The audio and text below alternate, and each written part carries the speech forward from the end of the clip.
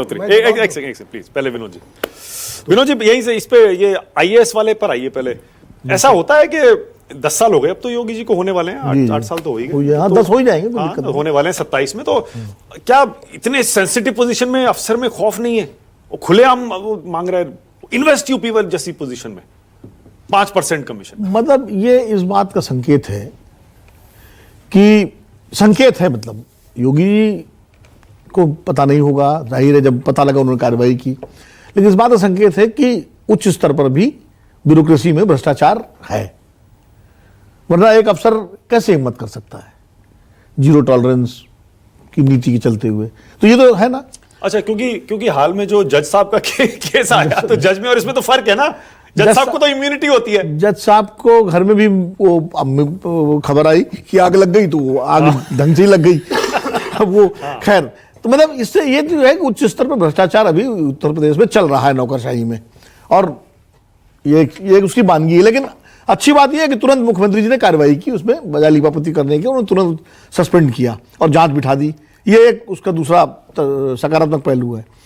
लेकिन क्योंकि भाई अभी आप कह रहे थे इसके पहले किसी मुख्यमंत्री को कार्यकाल हो, तो बताइए, ऐसा नहीं है। उत्तर प्रदेश में बहुत लंबे समय से मैं भी रहने वाला हूँ, खड़े खड़े जनसभाओं में मुख्यमंत्रियों आईएएस अफसरों को सस्पेंड किया मायावती ने। मुलायम सिंह जब मुख्यमंत्री थे तो आयुर्वेद घोटाले खबर जैसे आई, वैसे ही एसआईटी रिजवी उस समय स्वास्थ्य सचिव थे, उनको उन्होंने निर्देश दिया कि एफआईआर दर्ज करिए, और एफआईआर दर्ज हुई और गिरफ्तारी हुई लोगों की। तो ऐसा नहीं है, पहले मुख्यमंत्री कार्रवाई करते रहे हैं जब संज्ञान में चीजें आती हैं। हर चीज ये हम लोगों को नहीं करना चाहिए, पहली बार हो रहा है इतिहास में। तो हमारा इतिहास बहुत कई बार इस मामले में अच्छा, जज साहब पर लगे हाथों आपके विचार हैं विनोद जी? जो अभी हाल में है, जी हाँ, सुप्रीम कोर्ट ने जांच बिठा दी है। सुप्रीम कोर्ट ने जांच बिठा दी है, तो नहीं, क्योंकि बड़ा सोशल मीडिया पे चल रहा था, बताइए कि जज साहब के यहाँ कैश मिला तो ट्रांसफर करके और पल्ला झाड़ लिया। उस पर सबसे अच्छा वक्तव्य अगर किसी का है तो हमारे उपराष्ट्रपति जगदीप धनखड़ जी का है, जो उन्होंने सदन में दिया कि ये मामला जब 14 तारीख का है तो इतनी देर से कैसे सामने आया। एक हफ्ते बाद आया, एक हफ्ते बाद, नंबर 1। दूसरा, उन्होंने जो कहा कि अगर ये किसी नेता का मसला होता, किसी उद्योगपति का मसला होता, तो सीधे सीधे निशाने पर लोग आ जाते। तो मैं उस वक्तव्य को सबसे बेहतर, बाकी तो फिर कपिल सिब्बल बोल चुके हैं जो बार के अध्यक्ष हैं, पूर्व अध्यक्ष। नहीं, वो तो आग लग गई विनोद जी, इसलिए खुल गया। तो इसलिए तो मुझे लगता है कि ब्यूरोक्रेसी में उत्तर प्रदेश में भ्रष्टाचार है, सरकार कोई भी रही हो। योगी जी की सरकार के पहले भी भ्रष्टाचार था ब्यूरोक्रेसी में, जो सरकारें रही उनमें भी रहा भ्रष्टाचार, और अभी भी है। इसलिए लेकिन जो कि कार्रवाई होती है तो थोड़ा सा एक उम्मीद बनती है कि भाई सरकार को की जानकारी में कोई चीज आती है तो उस पर एक्शन होगा। ठीक है, अब ये बड़ी बात। अब दूसरे पे आक्रांता वाले पे आइए, आपका इस पर विनोद जी क्या टेक है इसका? ये औरंगजेब और ये राणा सांगा और ये बाबर।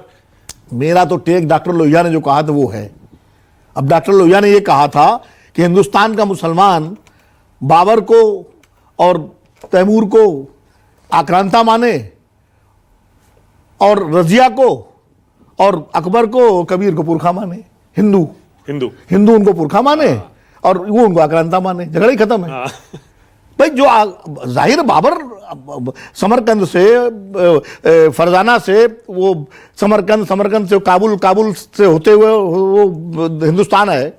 ये भी सही है कि उस समय जो सुरेंद्र राजपूत कह रहे हैं इतिहास को बहुत खुले ढंग से देखना चाहिए। और रही बात कि ये राजाओं की लड़ाइयां थी भाई, वो कोई इस्लाम का प्रचार करने नहीं आया था। उसने हिंदुस्तान में आने तक, अरे भाई हाथ बाद में हिला लेना महाराज, उसने दिल्ली की गद्दी किससे ली थी? इब्राहिम लोदी से ली थी।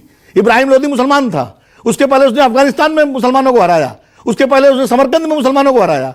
तो कोई इस्लाम का प्रचार नहीं, वो बाकायदा यहाँ की धन संपत्ति और यहाँ की वैभव और ऐश्वर्य को देख करके वो आया था। उस तैमूर के सपना को पूरा करना चाहता था बाबर। ये सारे आक्रांता, वो कोई गाजी, वो नहीं थे। अब उसमें इस्तेमाल किया उन्होंने धर्म का। बाबर ने पहली बार इस्तेमाल धर्म का किया है जब राणा सांगा के खिलाफ लड़ा है, खानवा की लड़ाई में। पहली बार जब उसके सैनिक थके हुए थे, उनकी हिम्मत नहीं हो रही थी, क्योंकि राणा सांगा की ख्याति बहुत थी, 80 घाव थे उनके बदन पर, आंख नहीं थी, और उनके बहुत बड़े मतलब बहादुर लड़ाका थे वो। तो जब उनसे लड़ाई होनी थी तब बाबर ने पहली बार इस्लाम का और जिहाद की बात की है। उसके पहले इब्राहिम लोदी के खिलाफ क्या इस्लाम की बात करता वो? ओके, शांतनु बोले क्या कह रहे हैं? 1 सेकंड, 10 सेकंड। अब औरंगजेब की जहां तक बात है, इतिहास में मालूम औरंगजेब ने क्या क्या किया, लेकिन औरंगजेब के बारे में वीरेंद्र पांडे ने भी लिखा है, उसको भी पढ़ लीजिए। विशंबरनाथ पांडे कोई मामूली आदमी नहीं थे।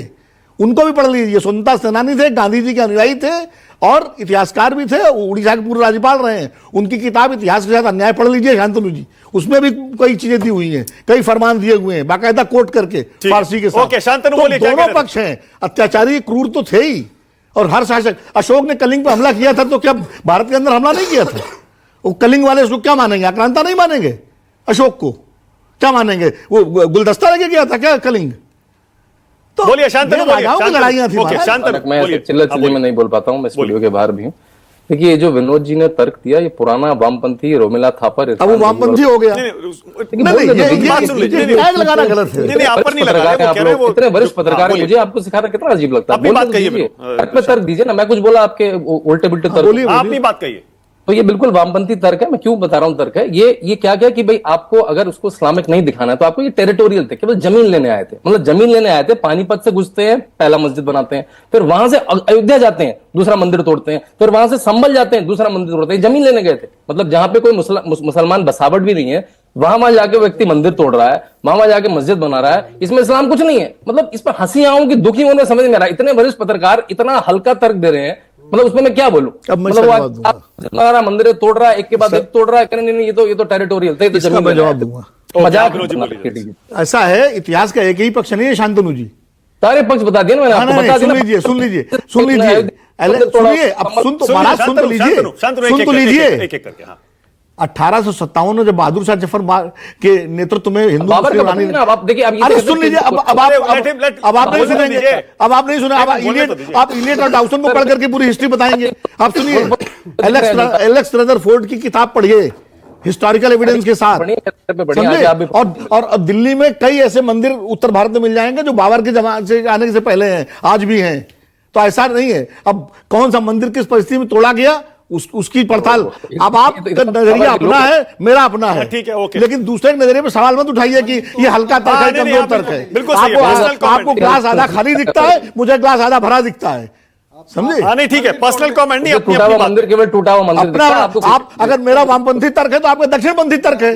हाँ, मैं तो आप दक्षिणपंथी इतिहास, आप जदुनाथ सरकार से प्रेरित होते हो, मैं जो है आर एस शर्मा से प्रेरित को पढ़ता हूं, तो भ्रम मत। जदुनाथ सरकार के स्कूलों में तो 1857 में कई छावनियां बनी थी अंग्रेज फौज की। हाँ, शांतनु बोलिए, 20 सेकंड क्विकली, उसके बाद आगे जा रहा हूं। उसके बाद लेकिन मेरा मैंने जवाब बिल्कुल है, बता दिया, ये वो तर्क मंदिर बहुत तोड़ने पुराना हो वाला- चुका है कि ब्रिटिश आए थे क्रिश्चियनिटी फैलाने, सबको पता है। चर्चे नहीं, ब्रिटिशों ने उसके बाद सारा इस एकता को भंग कैसे किया है वो लाए थे, वो भी इतिहास है, वो उस पर नहीं बोलेंगे आप।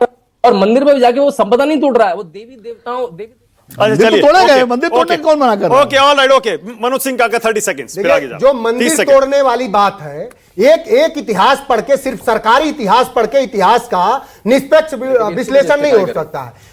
बौद्ध धर्म की 2 किताबें हैं, दिव्यावदान और महावंश, उसको भी कम से कम दरबारीगिरी छोड़ करके जो साथी पढ़ना पर्सनल चाहिए। नहीं, मैं पर्सनल नहीं, मैं किताब का नाम ले रहा हूं। बौद्ध धर्म की 2 किताब है, दिव्यावदान और महावंश, इसको पढ़िए। क्या सम्राट ने राज हासिल करने के लिए अपने भाइयों की हत्या नहीं करी थी?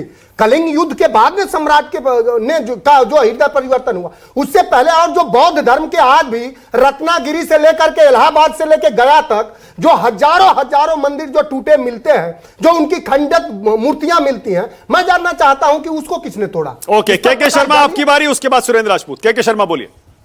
और हल्दी घाटी का युद्ध मानसिंह के और मुझे महाराणा थोड़ा प्रताप के बीच थोड़ा हुआ, उसमें समय मानसिंह कौन दीजिएगा। थे? ठीक है, ओके। दो के बातें शर्मा। बार बार कही गई हैं। मानक जी आप बंद कराइए, हाँ, बोलिए। थोड़ा सा बंद कराइए।